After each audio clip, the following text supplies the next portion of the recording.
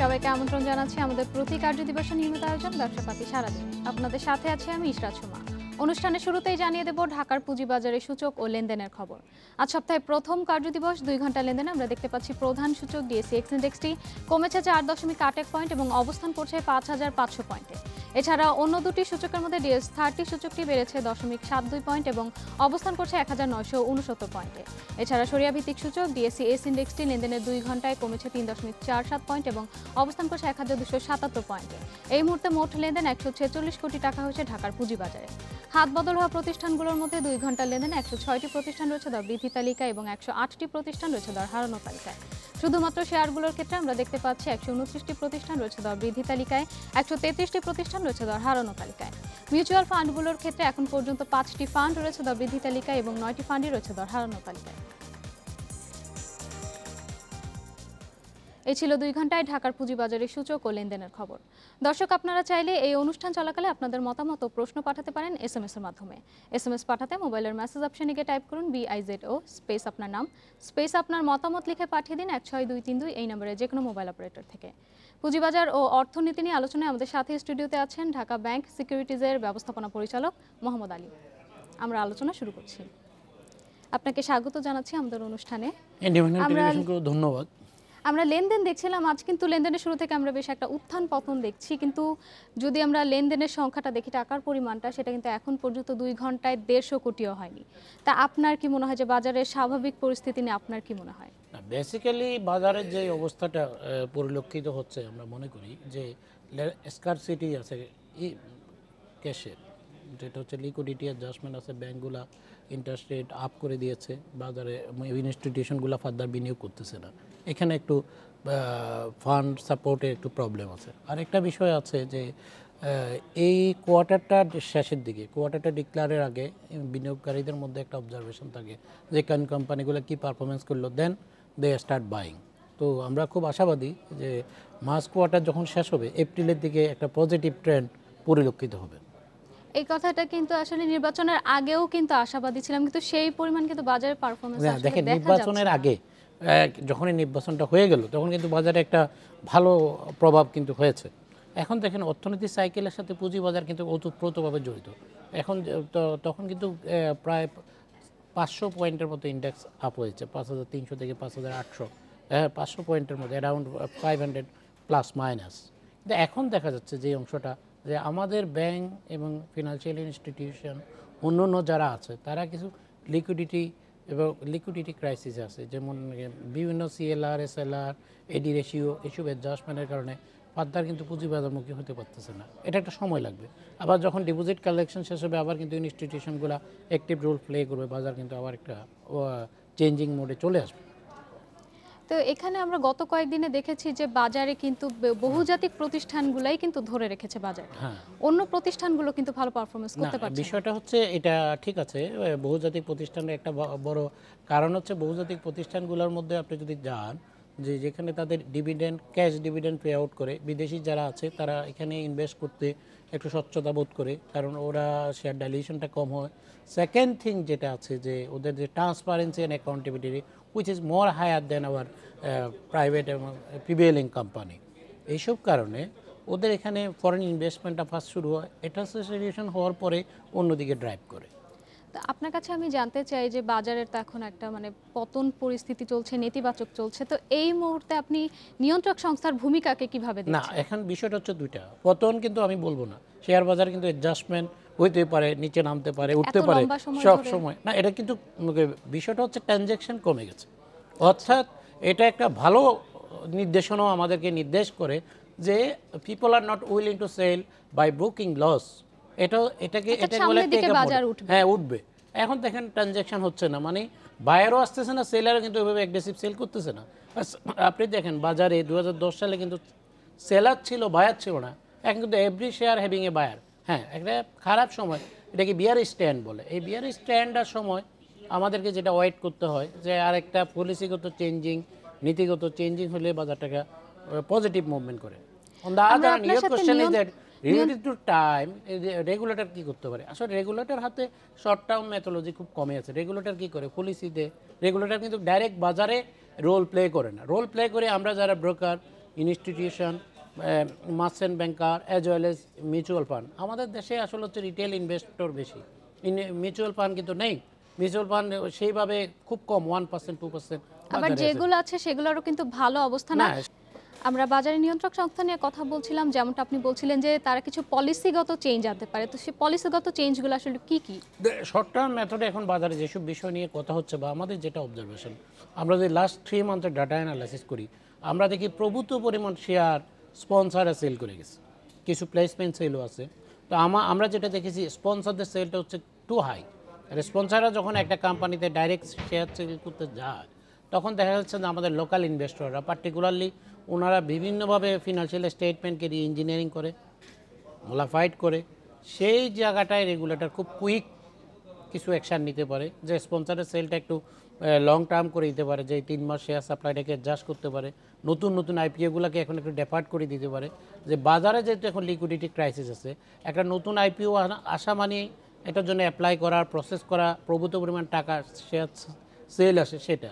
আর একটা বিষয় আছে, যারা স্পন্সর ওনারা কিন্তু কোম্পানির ভিতরটা জানে, অর্থনীতি জানে, উনি কিন্তু শেয়ারটা সেল করে যায় বিভিন্ন ধরনের মেকানিজমের মাধ্যমে। সে স্পন্সর সেলটাকে কিছুদিন ডেপার্ট করতে পারে, তাহলে হয় কি বাজারে শেয়ার সাপ্লাইটা কমে যাবে, লিকুইডিটিটা একটা স্টেজে আসবে, তখন বাজার কিন্তু ধীরে ধীরে একটা আপ পজিশনে যাবে। আমি মনে করি রেগুলেটরের হাতে এই ছাড়া সিকিউরিটি এক্সচেঞ্জ কমিশনের হাতে ওই আর এখন বিশেষ কোনো টুলস নেই। আর বাই দিয়ে কোনো দিনও শেয়ার খালি বাই দিয়ে বাজার উঠবে না। একটা শেয়ার বাজার কিন্তু জাগরণ হয় অর্থনীতি জাগরণের সাথে সাথে। It is the mirror of the economics. এটা আপনাকে, আমি সব শেয়ার বাই করলাম, আরেকজন কিন্তু সেল করে দিবে, কারণ বাই তো হবে না। Market leader is not a buyer, market leader is a company. একটা কোম্পানি যদি ভালো পারফর্ম করে, ভালো ডিভিডেন্ড দেয়, সে যেই সেগমেন্টে কাজ করে ওই সেগমেন্টে যদি পটেনশিয়ালিটি থাকে, তাহলে তার শেয়ারের দাম বাড়ে। তো এইখানে আসলে বিষয়টা হচ্ছে কি, আমাদের অর্থনীতি গ্রো করতেছে, কিন্তু বাই দিস টাইম আমাদের শেয়ার বাজারে যেসব প্রতিষ্ঠান ইনভলভ আছে তারা কিন্তু ওইভাবে গ্রো করতেছে না। এই গ্রো না করার কারণ হচ্ছে ভালো ভালো যারা গ্রোয়িংয়ের পার্টনার তারা কিন্তু শেয়ার বাজারে অ্যাবসেন্ট। কিন্তু বাজারে যে প্রাতিষ্ঠানিক বিনিয়োগকারী তারা কেন সাইডলাইনে আছে? হ্যাঁ, প্রাতিষ্ঠানিক বিনিয়োগকারীর কথাটা কিন্তু আমি প্রথমেই বলেছি, যে প্রতিষ্ঠানগুলা লাস্ট 4 ইয়ার্স কন্টিনিউয়াস বিনিয়োগ করেই গিয়েছে। বাজার কিন্তু ওই ধরনের একটা বুম আপ হয়নি। বুম আপ হলে কী হতো, তারা কিছুটা স্কোয়ার আপ করে ক্যাশ লিকুইডিটি নিয়ে আবার বসে থাকতে হতো। বাজার কিন্তু লাস্ট 4 ইয়ার্স বিয়ারিশ মাত্র 2 মাস একটু ভালো ট্রেন্ডে ছিল। তাহলে প্রাতিষ্ঠানিক বিনিয়োগকারীদের হাতে তো নতুন করেই ফান্ড ইনজেক্ট করার সময় নেই। আরেকটা বিষয় আপনাকে বুঝতে হবে, যখন মানি মার্কেটে ক্রাইসিস শুরু হয়, ডিপোজিট রেট আপ হয়ে যায়, তখন দেখা যাচ্ছে যে প্রাতিষ্ঠানিক বিনিয়োগকারীরা চিন্তা করে যে আমার রিটার্ন কোথায়, আর এখানে যে আমি 10, 11, 12% ইন্টারেস্টে ইনভেস্ট করবো, এটা কিন্তু আনসার্টেন মার্কেট। সুতরাং এই সময় প্রাতিষ্ঠানিক বিনিয়োগকারীরা কিছুটা শেকি থাকে।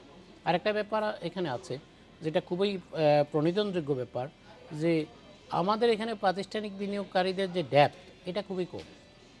এখানে ধরেন মার্কেটে 20% টোটাল প্রাতিষ্ঠানিক বিনিয়োগকারী, এই 20% 80% রিটেল সেলারকে অ্যাডজাস্ট করতে পারে না। সুতরাং এখানে দরকার হচ্ছে প্রাতিষ্ঠানিক বিনিয়োগকারী আনা, মিউচুয়াল ফান্ডকে নিয়ে আসা, আরও অ্যাক্টিভ যারা রিয়েলি ফান্ড ম্যানেজার এবং মার্কেট প্লেয়ার, তাদেরকে এখানে স্কোপ করা, এবং এটা সময় লাগবে।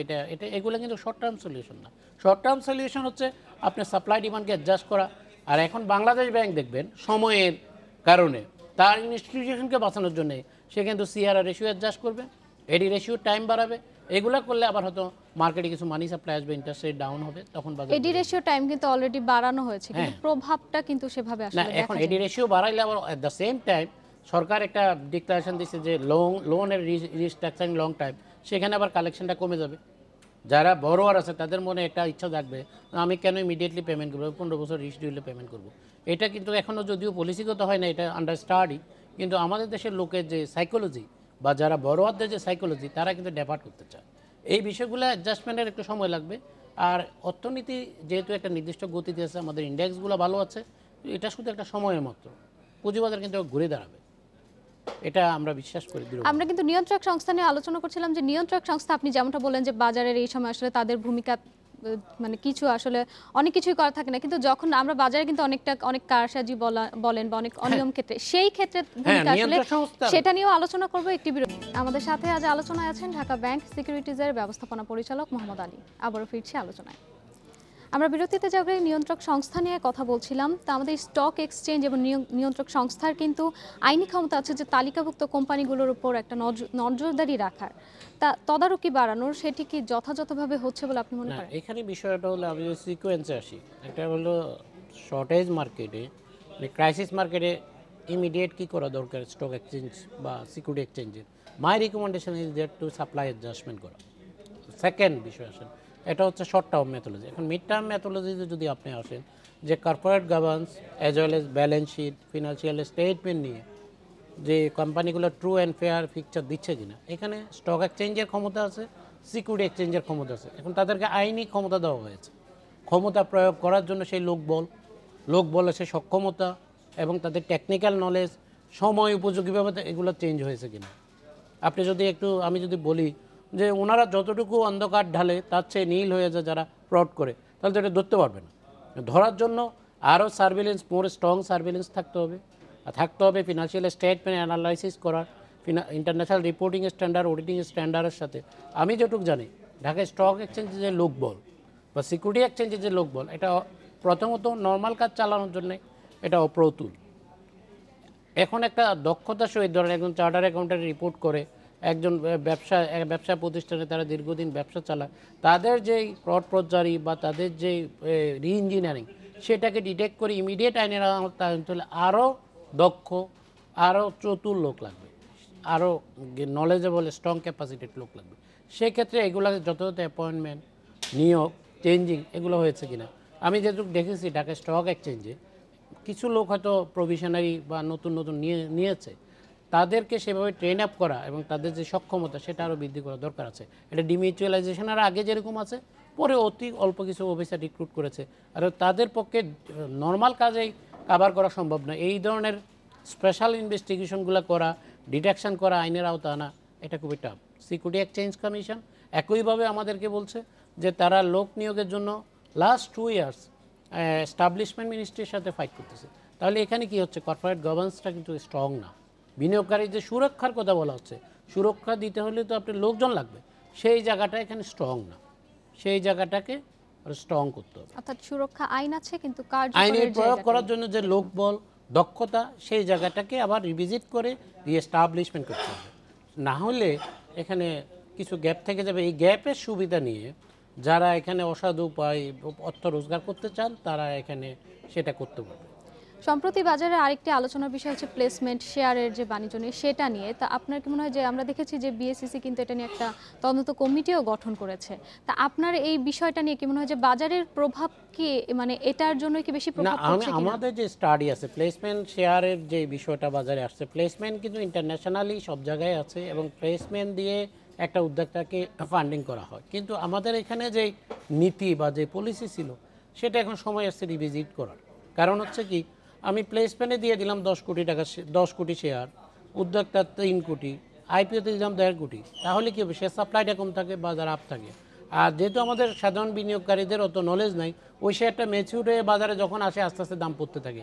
আর যেহেতু ও 10 টাকা নিলে শেয়ারের 3 গুণ 4 গুণ লাভ থাকে ওভার 2-3 ইয়ার্সে, সেখানে একটা ইমব্যালেন্স থাকে। সুতরাং এটা নিয়ে আমরাও কাজ করতেছি। আমাদের কিছু রিকমেন্ডেশন আছে, সাজেশন আছে যে ঠিক আছে প্লেসমেন্ট থাকবে, কিন্তু এটাকে রিঅর্গানাইজ করে। এটা বাজারে যেসব কথা উঠছে যে locking is not a solution. আমি 3 বছর লকিং দিলাম, 5 বছর লকিং দিই, এটা কোনো ভারসাম্যপূর্ণ সলিউশন না আমি মনে করি। সিকিউরিটি এক্সচেঞ্জের যে আইন আছে, এই আইনের আওতায় শেয়ার সাপ্লাইটাকে ঠিক করতে হবে। পৃথিবীর প্রত্যেকটা জিনিসের দাম নির্ধারণ হয় সাপ্লাই অ্যান্ড ডিমান্ডে। এটা কিন্তু মার্শাল যে তথ্য দিয়ে গেছে, এটাই হচ্ছে বেসিক তথ্য। তো সুতরাং আমার যে সাপ্লাইটাকে প্রথম ইনিশিয়ালি আমি কম সাপ্লাই দিলাম, দাম বাড়াইয়া পরে সাপ্লাই আসলো হিডেন্স, এটা না। আমরা মনে করি যে প্লেসমেন্টের লকিং পিরিয়ড আর কমাই নিয়ে আসা উচিত সাপ্লাই এনশিওর করার জন্য। কিন্তু এতে করে কি এতে করে দেখেন আইপিওতে যদি আপনি এখন দিচ্ছেন 1.5 কোটি শেয়ার যখন পাচ্ছেন না, তার মধ্যে দেখা যায় 50 লাখ লকিং থাকে, 1 কোটি থাকে, তখন শেয়ার উঠে যায় 50 টাকা 60 টাকা। আপনি যদি আইপিওতে 4 কোটি শেয়ার দেন, অথবা যারা প্লেসমেন্ট আছে তাদের 50% লকিং ফ্রি করে দেন, শেয়ার ট্রেডিং হবে 15 থেকে 20 টাকা। তাহলে একটা কোম্পানির টাকা পেলো, সে টাকাটা বিনিয়োগ করলো না, রিটার্ন আসলো না, তার শেয়ারের দাম উঠে গেল 40 টাকা 50 টাকা। সে প্লেসমেন্ট বেশি টাকা আসছে, সাধারণ বাজারও আসে নাই। সে প্লেসমেন্ট বেসে নিজেকে কিছুটা গুছিয়ে নিয়ে আসছে।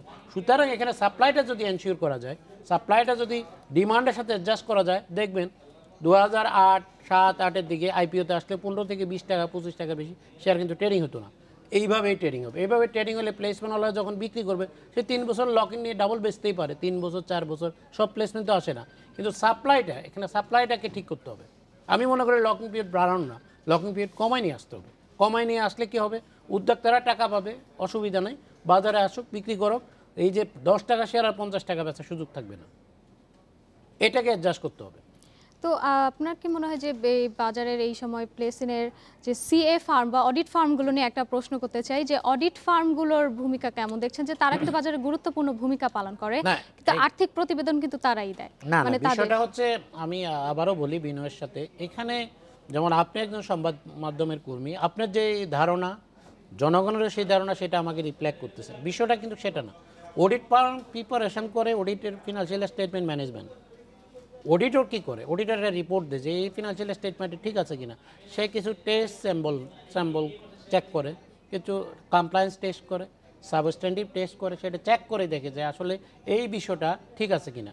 হ্যাঁ, এখানে মূল প্লট পর্যায়টা করে হচ্ছে কোম্পানি, আর অডিটর এটাকে ভ্যালিডেশন করে। আমরা অনুষ্ঠানের শেষ পর্যায়ে চলে এসেছি। আপনাকে অসংখ্য ধন্যবাদ আমাদের সময় দেওয়ার জন্য। ধন্যবাদ। এই ছিল আজকের আলোচনার। পরবর্তী সংবাদ দেখার আমন্ত্রণ রইল।